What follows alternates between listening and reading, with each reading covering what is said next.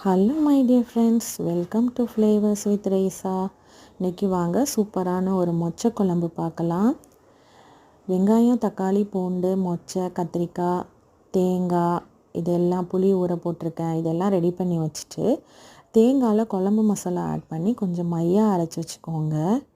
அப்புறம் குக்கரில் ஒரு 3 டேபிள் ஸ்பூன் எண்ணெய் ஊற்றிட்டு அதில் கொஞ்சம் வெந்தயம், ஜீரகம், கருவேப்பிலை எல்லாம் ஆட் பண்ணணும்.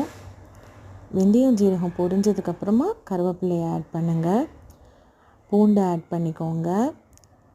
சப்ஸ்கிரைபும் பண்ணிடுங்க நம்ம சேனலை.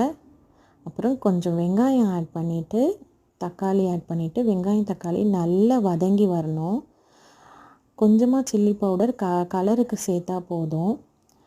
அப்புறம் இந்த மொச்சை, அப்புறம் நம்ம வெட்டி வச்சுருக்கிற கத்திரிக்காய் இது எல்லாம் ஆட் பண்ணிடுங்க. ஆட் பண்ணி ஜென்டிலாக ஒரு மிக்ஸ் பண்ணி விட்டுட்டு நம்ம புளி ஊற போட்டிருக்கோம் இல்லையா, அந்த புளியோட தண்ணியை கொஞ்சம் ஊற்றி அந்த புளியோட தண்ணியில் கொஞ்சம் இந்த காயை வேக வைக்கணும் நம்ம.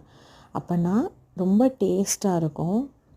அதுக்கப்புறம் நம்ம அரைச்சி வச்ச விழுது அதையும் ஊற்றி மிக்ஸ் பண்ணி விட்டுட்டு உப்பு கரெக்டாக இருக்கான்னு இந்த ஸ்டேஜில் செக் பண்ணிக்கோங்க. பண்ணிவிட்டு குக்கரை மூடி வச்சு ஹை ஃப்ளேமில் ஒரு 2-3 விசில் விட்டிங்கன்னா சூப்பரான மொச்சை குழம்பு ரெடி.